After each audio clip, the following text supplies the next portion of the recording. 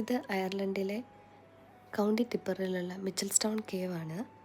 ഏകദേശം 3 കിലോമീറ്റർ നീളത്തിലായിട്ട് വ്യാപിച്ചു കിടക്കുന്ന ഒരു കേവാണിത്.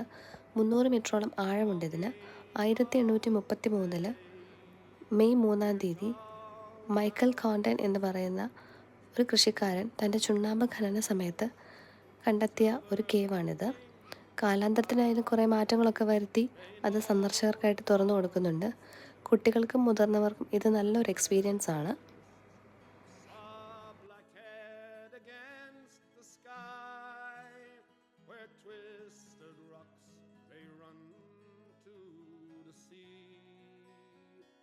Living on your western shore, saw summer sunsets, asked for more.